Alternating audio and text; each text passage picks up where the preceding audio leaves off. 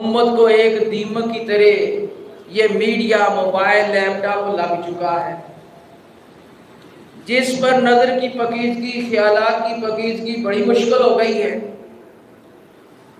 اگر حج پر کسی نے جانا ہے، مجبوری ہے، تو وہ سادہ موبائل رکھے، صرف جس سے کے ذریعے پیغام سن سکیں یا دے سکیں یا چھوٹا سا میسج۔ یہ دوسرا بڑا موبائل نہیں رکھنا چاہیے سکرین والا، اس کے ذریعے اس کی پاکیزگی متاثر ہوتی ہے۔ فلا رفث، اگرچہ مومن ہے، برا نہیں ہے، لیکن یہ انسان کو رفث جس کے بارے میں فرمایا ہے کہ من حج فلم یرفث ولم یفسق، جو حج کرتا ہے اور اس میں یرفث سے بچتا ہے، رفث سے اور فسق و فجور سے، فرمایا راجہ کا یوم والدت امہ، ایسے صاف ہو کر گناہوں سے لوٹتا ہے جیسے اس کی ماں نے اسے آج جنم دیا ہے۔ اتنی فضیلت ہے، لیکن یہ دیمک کی طرح ہمیں لگ گیا ہے۔ بیت اللہ میں بیٹھے ہیں، مسجد حرام میں، حج میں، جہاں اس پر لگے ہوئے ہیں، وہاں اتنے قرآن جید رکھے ہوئے ہیں، وہاں دیکھ کے پڑھ لیں، زبانی جو صورت آتی ہے وہ پڑھتے رہیں، سورہ خلاص ہی پڑھتے رہیں، تسبیح و تحلیل، تقدیس، تکبیرات پڑھتے رہیں، تلبیح پڑھتے رہیں۔ المقصر، اپنے آپ کو اس سے بچائیں۔ تو یہ اپنے اوپر پابندی لگا لیں کہ ان دنوں میں ہم نے یہ سکرین والا موبائل استعمال نہیں کرنا۔ کہ مولوی صاحب دنیا چاند پر جا رہی ہے، تم کہاں کی باتیں کرتے ہو؟ میں وہی باتیں کر رہا ہوں جو چاند پر جانے والے کرتے ہیں، کہ ہم نے یہ قرآن آپ کا سے سچی کتاب ہے، یہ کہہ رہا ہے کہ ان دنوں میں وہ لوگ اس کا اہتمام کریں، جیسا کہ رمضان مبارک کا مہینہ آتا ہے، جس کو عذر ہے بیماری کا، سفر کا، کوئی روزہ نہیں رکھ سکتا فرضی، کیا وہ رمضان مبارک کی احترام نہیں کرے گا؟ اس میں نماز، نوافل، قرآن کی تلاوت، ذکر اذکار، مناجات، دعاؤں سے بھرپور استفادہ نہیں کرے گا؟ ضرور کرے گا۔ اسی طرح فرمایا، ایک تو وہ جس نے حج کی نیت کر لی، اگر حج کی نیت کر لیں، اب ممکن نہیں ہو سکتا، احرام تک نہیں پہنچ سکتے، تو آپ کو نیت کا اجر بھی ملے گا، اور ان دنوں کا احترام اس نیت سے کریں گے تو پھر بھی اجر ملے گا۔ دیکھیں، خصوصاً یہ جو ذوالحج کا مہینہ شروع ہو چکا ہے، اس کی تو قسمیں اٹھائی ہیں، والفجر ولیال عشر، ان 10 راتوں کی جز بول کر کل ہے، یعنی یہ 10 دن رات تاریخیں جو ذوالحج کی ہیں، یوم النحر تک اللہ قسمیں اٹھا رہا ہے، ان کی قدر و قیمت کریں۔ حضرت ابن عباس رضی اللہ عنہما، یہ ایام معلومات جو سورہ حج میں ذکر آیا ہے،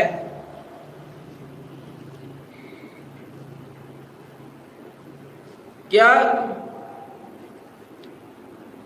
کہ یشہدوا منافع للناس،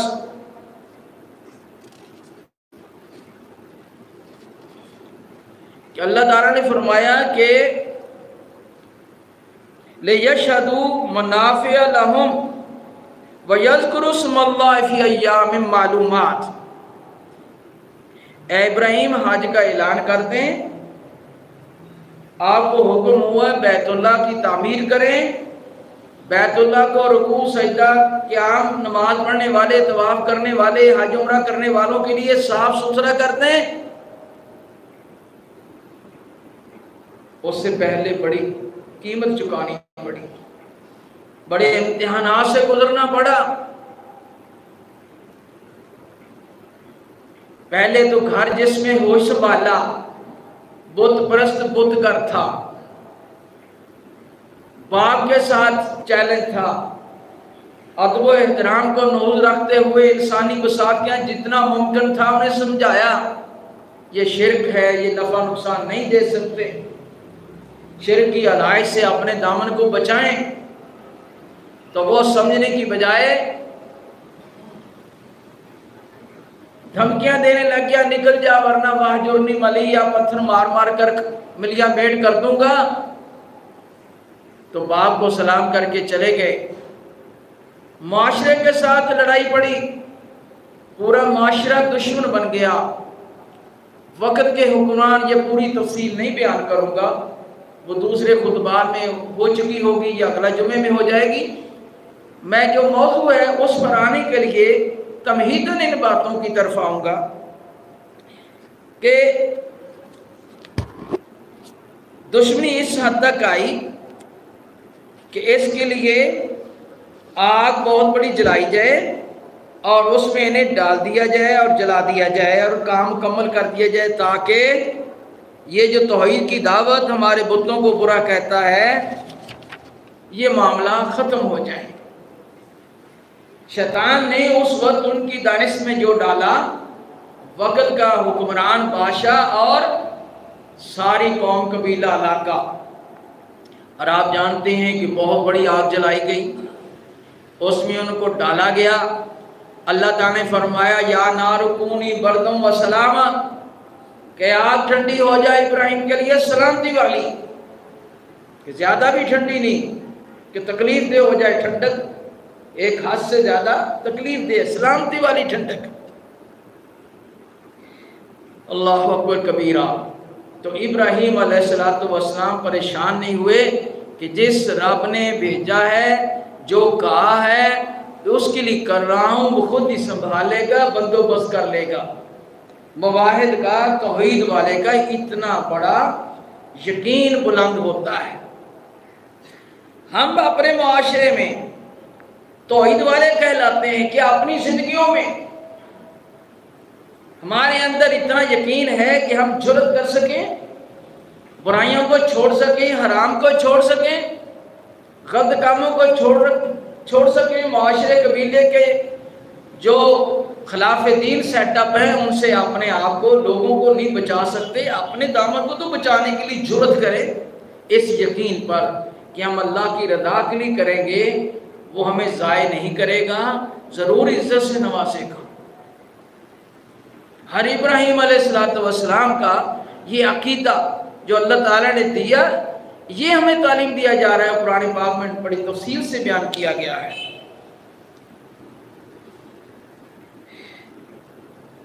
اور پھر کیا ہوا؟ آخر وہاں سے بھی نکلے۔ اللہ تعالیٰ نے بڑھاپے میں 80 سال سے اوپر عمر ہے، بیٹا سیدنا اسماعیل علیہ السلام دیے، حکم ہو گیا لے جو جہاں بیت اللہ ہے۔ اس وقت یہاں کچھ بھی نہیں تھا، پتھریلی چٹانوں والی، پہاڑوں والی سنگلاخ زمین تھی، نہ کھیتی باڑی تھی، نہ فروٹ تھا، نہ وہاں خوراک تھی، نہ پانی تھا، دور دور تک زندگی کے آثار نظر نہیں آتے تھے۔ وہاں جا کر چھوڑو، اور چھوڑ کر واپس پلٹے۔ بیوی پیچھے سے آوازیں دیتی ہے، آخر پوچھتی ہے کہ ابراہیم کیا اللہ تعالیٰ کا حکم ہے؟ فرمایا ہاں بس۔ اب وہ صابرہ، اللہ تعالیٰ کی زندگی پر قناعت کرنے والی، اپنے خامد کی فرما بردار، کیا کہتی ہے؟ اگر اللہ تعالیٰ کا حکم ہے تو ہمیں قبول ہے، وہ ہمیں ضائع نہیں کرے گا۔ 990 حجر دور جا کر کیا کہتے ہیں؟ ربنا انی اسکنت ذریتی بواد غیر ذی زرع عند بیتک المحرم۔ ابراہیم علیہ السلام کو مشن کی کچھ آگاہی دے دی گئی تھی، یا جو بیت اللہ تو نہیں ہے، یا تیرا گھر جو ہے جس کے آثار یہاں ہیں اور وہ بنایا جانا ہے، اپنی اولاد کو، اور وہ بھی بے سہارا، یہ بے آباد زمین تیرے حکم پر تیری رضا کے لیے چھوڑ کر جا رہا ہوں۔ آباد کر کے جا رہا ہوں، اس لیے کہ یہاں یہ بتوں سے پاک معاشرہ قائم کریں۔ انسانیت کو شرک کی پلیتی نے تباہ کر رکھا ہے، ایک دن کو شرک کی پلیتی سے بچانا ہے، یعنی انسان پر سب سے پہلا فرض، ہم تو کہتے ہیں نا ظاہری صابن شیمپو سے نہا دھو لے تو پاک ہو گئے، سب سے پہلی پاکیزگی شرک کی پلیتی سے بچنا ہے، اور پورا حج اور اس کے اعمال، اس کی تعلیم ساری شرک کی پلیتی سے بچنے کی یہ عبادت ہے، اور 5 وقت نماز بھی اس کی پریکٹس ہے۔ پھر بھی انسان شرک کی پلیتی سے نہیں بچتا تو اس کو پتہ ہے تو اس کے یہ اعمال بیکار ہیں، ابس ہیں۔ تو شرک کے فہم حاصل کرنا، اس نجاست سے اپنے آپ کو پاک کرنا، اور پھر توحید کے رنگ میں رنگنے سے اعمال قبول ہوتے ہیں، بندہ اللہ تعالیٰ کے یہاں قبول ہوگا، حج نماز روزہ قبول ہوگا، اس کی قربانی قبول ہوگی۔ اگر اس پلیتی میں ڈوبا ہوا ہے، اس میں ملوث ہے، تو معاملہ بڑا مشکل ہے۔ فرمایا لَئِنْ أَشْرَكْتَ لَيَحْبَطَنَّ عَمَلُكَ وَلَتَكُونَنَّ مِنَ الْخَاسِرِينَ۔ پیارے محمد صلی اللہ علیہ وسلم، آپ بھی اگر شرک کریں گے تو آپ کے عمل بھی ضائع ہو جائیں گے۔ شان کتنی ہے، امام الانبیاء، حبیب کبریا، شافع روسی جزا، ساقی کوثر، احمد مرسل، فخر دو عالم، جتنی بھی تعریف کرتے رہے کام میں، لیکن اللہ تعالیٰ نے فرمایا ان الشرک لظلم عظیم۔ شرک معاف نہیں کرے گا اللہ تعالیٰ موت سے پہلے تک، آخری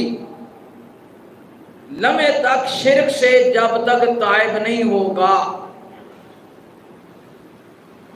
اللہ تعالیٰ ان اللہ لا یغفر الشرک، شرک کو معاف نہیں کرے گا، وَيَغْفِرُ مَا دُونَ ذَلِكَ، اس کے علاوہ سب معاف کر دے گا۔ موت کی سختی ہے، قبر کی سختی ہے، آخر کی سختی ہے، جہنم کے غوطے آخرکار جنت میں لے جائے گا، لیکن شرک میں ملوث انسان کو کسی طرح بھی جب تک موت سے پہلے سچائی سے تائب نہیں ہوگا معافی نہیں ہے۔ حتیٰ کہ اللہ تعالیٰ نے قرآن پاک میں فرمایا ان المشرکون نجس،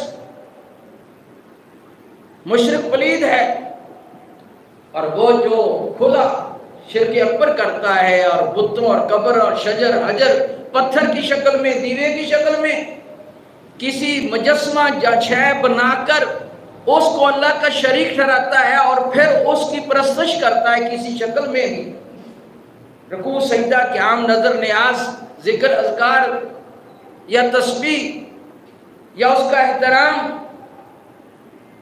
یہ شرک اکبر ہے، اور اس میں جو ملوث ہے اللہ تعالیٰ نے فرمایا نجس پلید ہے۔ میں نہیں کہہ رہا، قرآن کہہ رہا ہے۔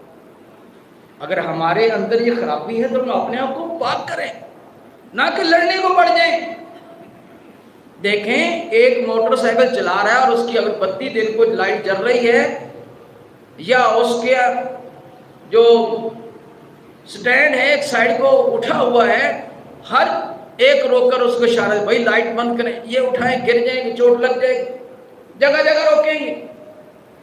ارے نہ بھی وہ لائٹ بند ہوگی تو کیا ہو جائے گا؟ لیکن جو ایسے جرم میں ملوث ہے جس سے وہ برباد ہو رہا ہے، اس کے بارے میں کسی کو زبردستی پکڑ کے سمجھایا بھی یا وہ سننے کو یا لڑنے کو پڑتا ہے، اور جواب میں کیا کہے گا؟ بھابی بھابی بھابی اور کوئی بات نہیں۔ بھائی جرم کیا ہے؟ ہم نے یہ سمجھ رکھا ہے شاید جو ہندو ہیں اس طرح کے جو بتوں کو ڈائریکٹ پوجتے ہیں بس وہ مشرک ہیں۔ شرک کا جو بھی کام کسی شکل میں کرے گا، خواہ وہ کلمہ گو ہے، شرک کی بیماری اس کے اندر آ گئی ہے، تو اسے تائب ہونا پڑے گا، پاک ہونا پڑے گا۔ گندگی عام لگ جائے دھوتے ہیں، اور کسی کو نظر آ جائے سب نفع کرتے ہیں، اس کو دکھیتے ہیں، باہر نکل چل دھو گیا۔ ارے کیا ہوا ہے؟ وہی تمہارا کھایا پیا لگا ہے، لیکن ہمارے اندر اتنا شعور ہے، اتنا ادراک ہے، اتنی ہمت ہے، ہر بندہ اس کو پکڑتا پال جاؤ اس کو دھو کے لاؤ. لیکن شرک سب سے بڑا ظلم، ان الشرک لظلم عظیم، انما المشرکون نجس، سب سے بڑی پلیتی ہے، سب سے بڑا کفر اور طریقی ہے، سب سے بڑی بدبو اور نفرت ہے. اس میں ہم ٹس سے مس نہیں ہوتے، کوئی توجہ دلا دے تو لڑنے کو پڑتے ہیں. اللہ تعالیٰ ہمیں اس کی سمجھ عطا فرمائے. بھائیو، جس طرح دوسرے گناہوں غلطیوں پر ہم انسانوں کو فوراً ٹوکتے سمجھاتے ہیں، شرک کے معاملے میں بھی فکر کیا کریں، جانے پہچانے. حدیث پاک میں آتا ہے یا ایھا الناس اتقوا ھذا الشرک فإنہ وقف من دیب النمل، لوگوں یہ شرک چونٹی کی چال سے بھی زیادہ باریک ہے، اس سے بچا کرو. کیف نتقی واخفی من دیب النمل، کیسے بچیں، یہ چونٹی کی چال سے بھی زیادہ باریک ہے.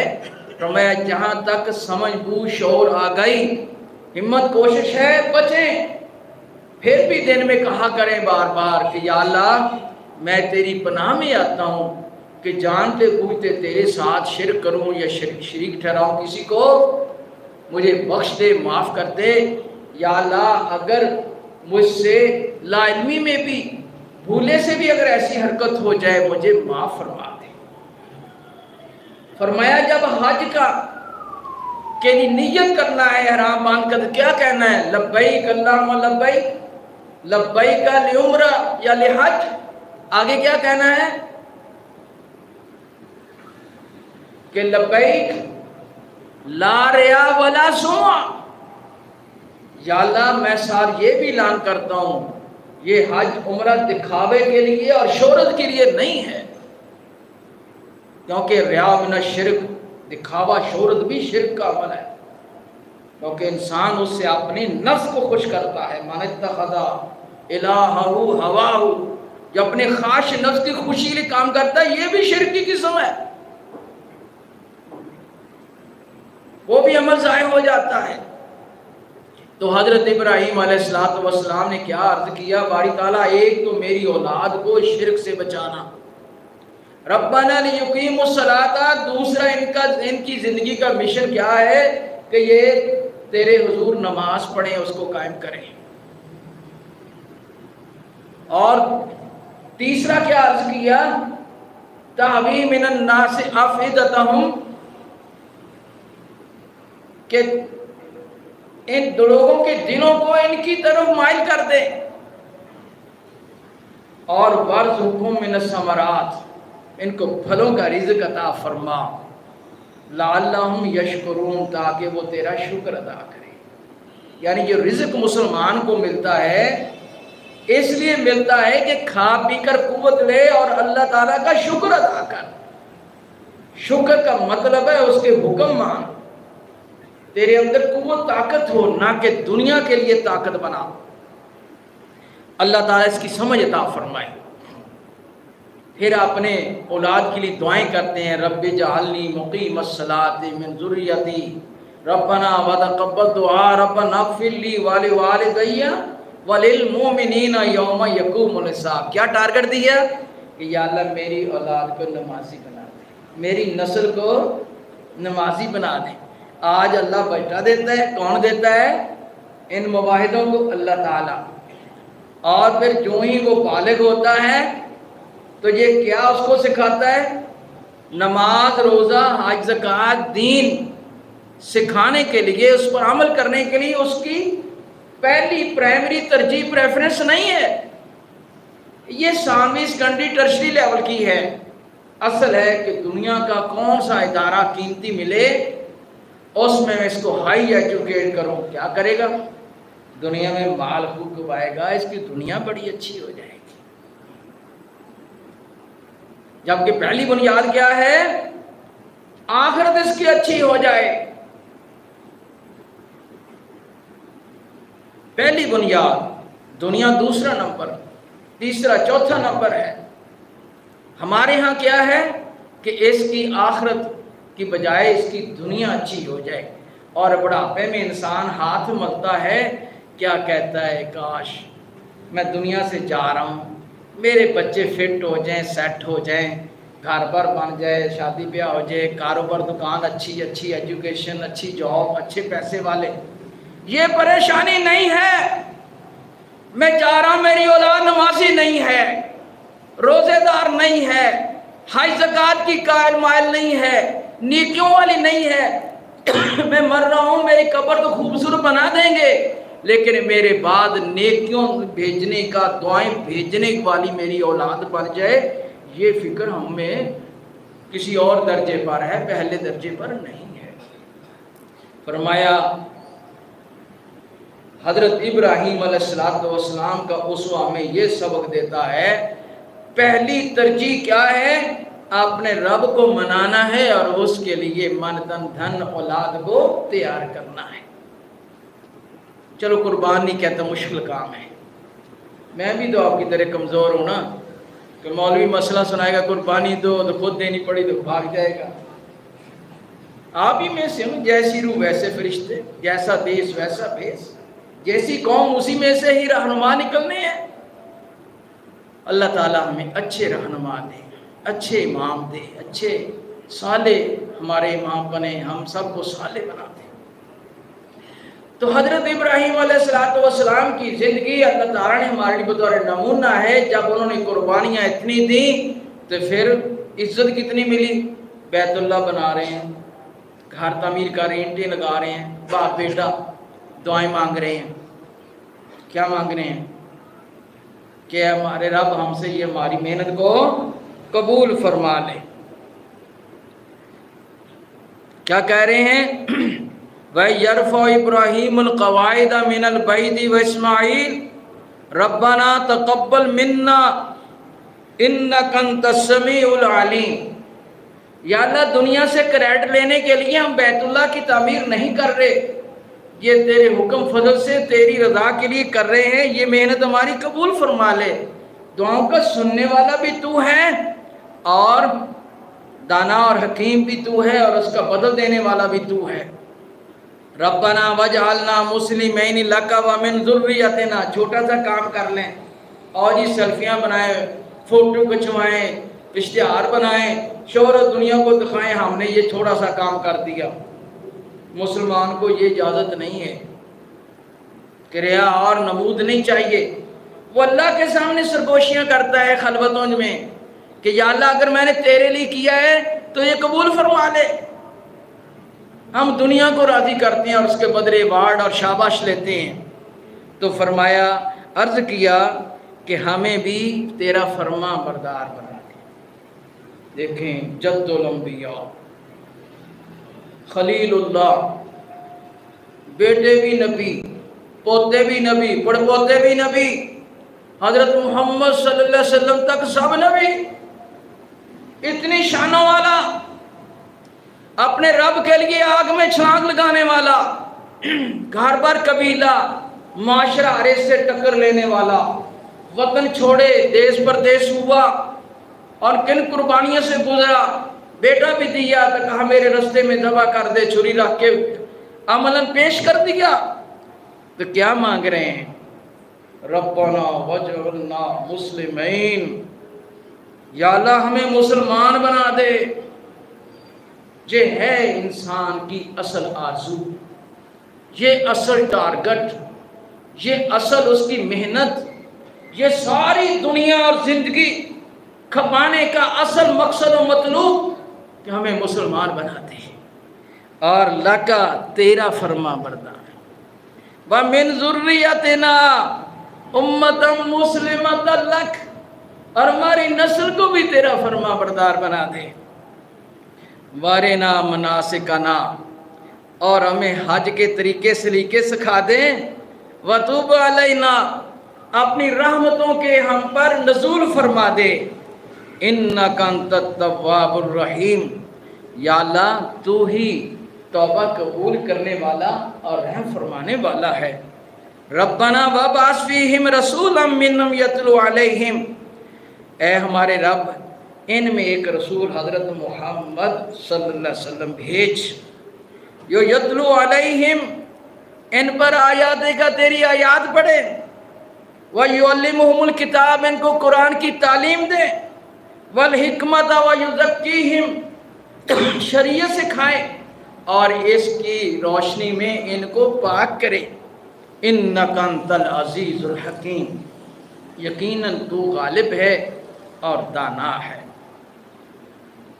یہ ہے ہمارا چارٹر امت مسلمہ کا، اس پر وہ ساری قربانیاں دی گئیں۔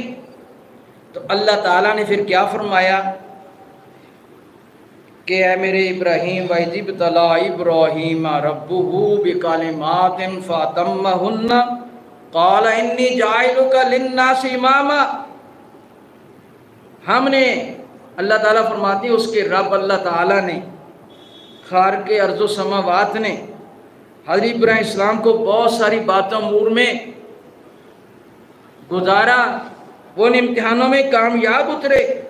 قال انی جاعلک للناس اماما، اللہ تعالیٰ فرماتے ہیں ہم نے کہا ابراہیم ہم تجھے انسانوں کا امام، پیشوا، رہبر و رہنما، قائد، لیڈر بناتے ہیں۔ قال ومن ذریتی، عرض کیا کیا میری نسل میں سے بھی؟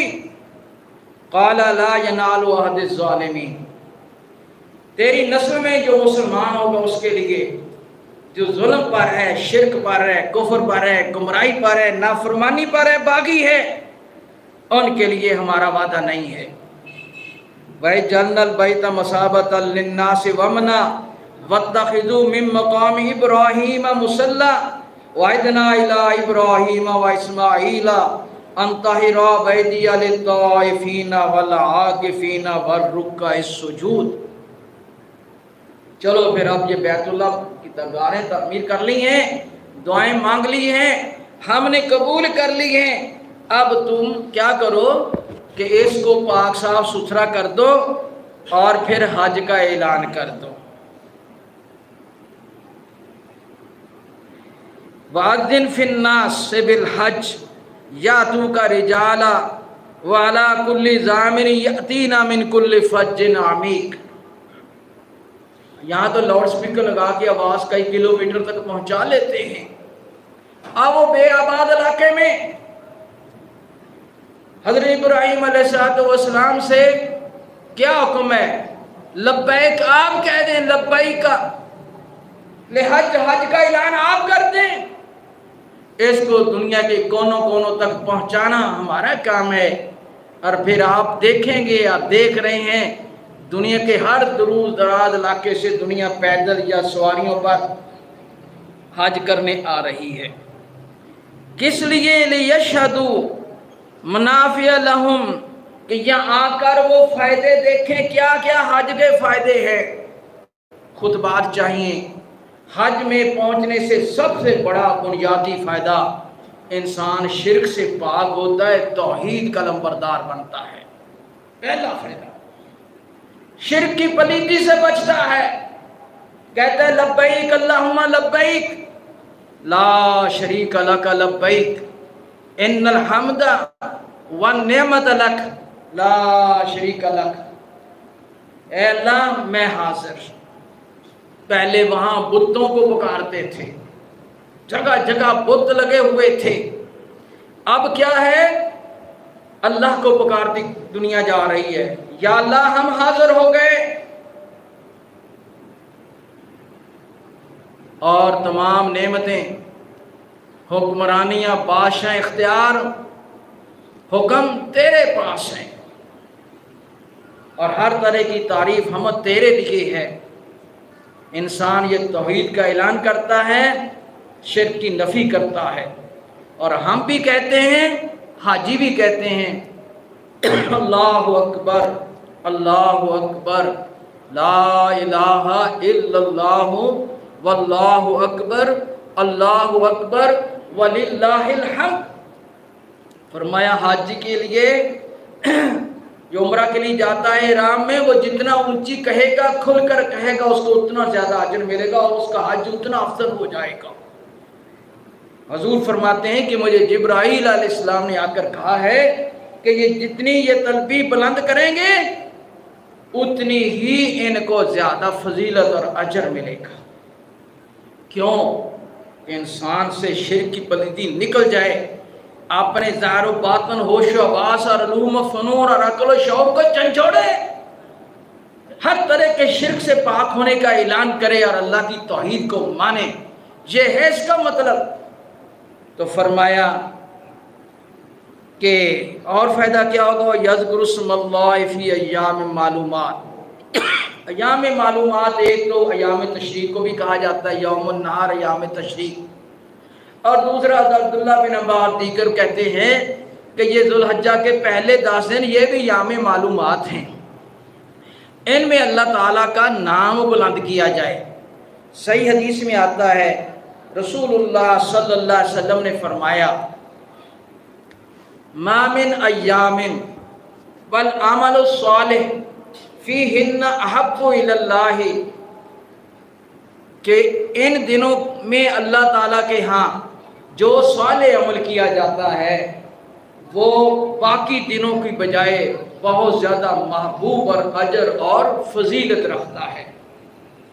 صحابہ نے عرض کیا ولل جہاد، کیا جہاد سے بھی زیادہ؟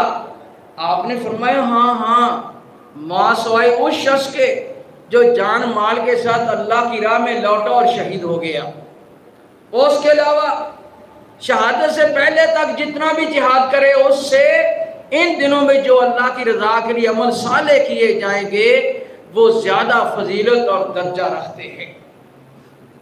اب یہاں فرمائے عمل صالح کیا ہے؟ عمل صالح ایک تو یہ تسبیحات ہیں، تکبیرات ہیں۔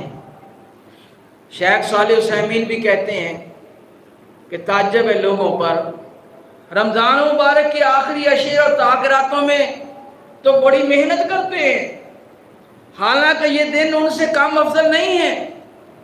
ان دنوں میں بھی اسی طرح محنت کرنی چاہیے، راتوں کو تہجد پڑھیں، دن رات قرآن پاک کی تلاوت کریں، تسبیحات کریں، صدقہ خیرات کریں، ذکر اذکار کریں، نیکیوں کے طالب بن جائیں، جس طرح رمضان میں اور خصوصاً آخری عشرے میں امت محنت کرتی ہے۔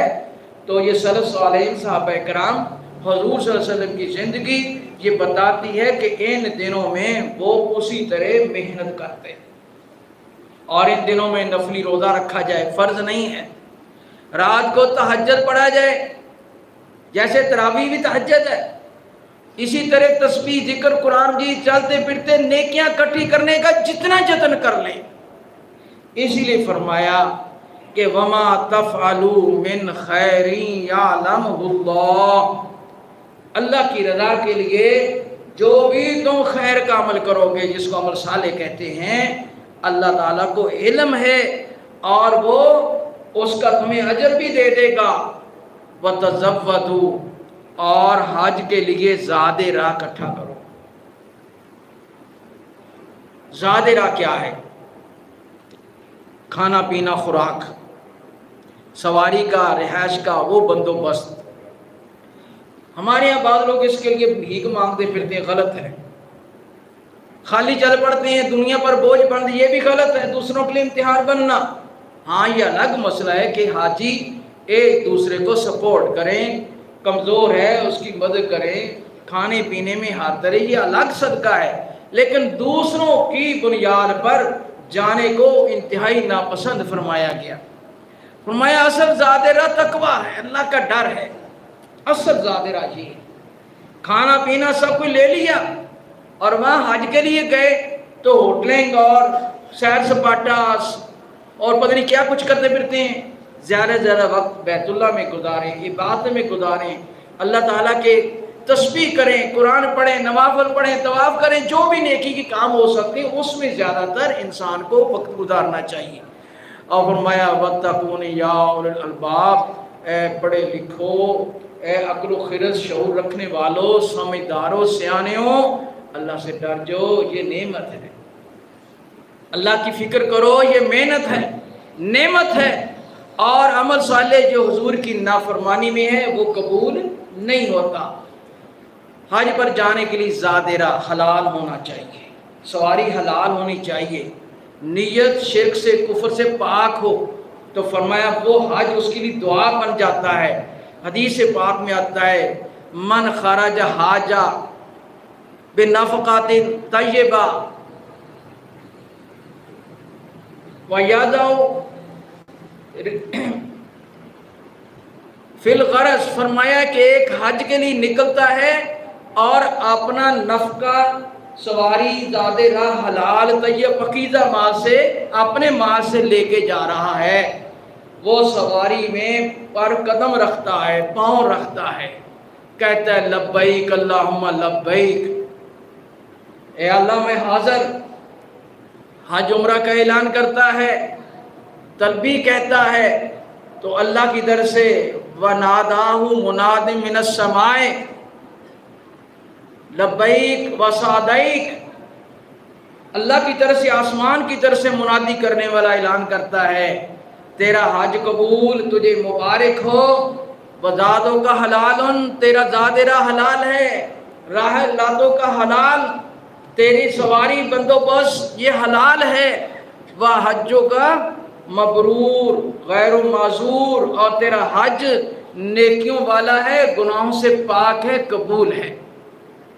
اور دوسرا انسان خرج الرجل، دوسرا شخص گھر سے نکلتا ہے بالنفقۃ الخبیثہ، اس کا زاد راہ مال حلال نہیں ہے، خبیث ہے، وہ سواری پر اپنا قدم رکھ کے کہتا ہے لبیک اللہم لبیک، آگے سے نادى مناد من السماء، آسمانوں کے جیسے منادی کرنے والا کہتا ہے لا سعدیک، زادوں کا حرام، ونفقاتوں کا حرام، وحجوں کا معذور غیر ماجور، کہ تیرا حج قبول نہیں ہے، گناہوں سے پاک نہیں ہے، اجر سے خالی ہے، کیونکہ تیرا زاد راہ حرام ہے، تیرا نفقہ حرام ہے، تیری سواری راہ لاتوں کا حلال نہیں، حرام ہے۔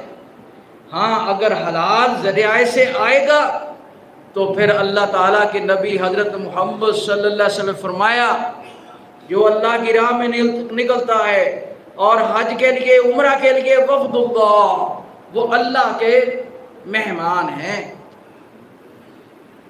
اللہ تعالیٰ نے فجابو، اللہ تعالیٰ نے بلایا، دعاہم فجابو، اللہ نے انہیں بلایا ہے، وہ انہوں نے قبول کر کے وہ آ گئے ہیں، وصل اللہ، وہ اللہ سے سوال کرتے ہیں، فاتاہم، اللہ تعالیٰ انہیں عطا کرتا ہے۔ اللہ تعالیٰ ہمیں بھی حج عمرہ کرنے کی توفیق عطا فرمائے، اور نہیں جا سکے تو یہ دنوں میں ہمیں اگر نیکیاں اسی نیت سے کریں گے ہمیں اللہ تعالیٰ اسی طرح اجر عطا فرما دے گا۔ وآخر دعوانا ان الحمدللہ رب العالمین۔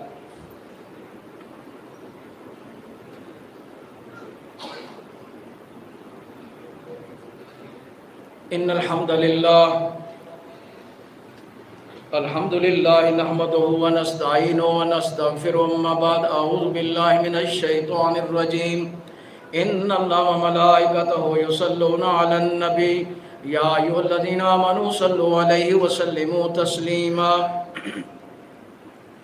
اللہم صل علی محمد وعلی آل محمد کما صلیت علی ابراہیم وعلی آل ابراہیم انک حمید مجید، اللہم بارک علی محمد وعلی آل محمد کما بارکت علی ابراہیم وعلی آل ابراہیم انک حمید مجید۔ کچھ احباب نے مریضوں کے لیے دعا کا کہا ہے، اور کوئی اللہ کو پیارے ہو گئے ہیں، اور ہمارے ملک میں اور دنیا میں فتنہ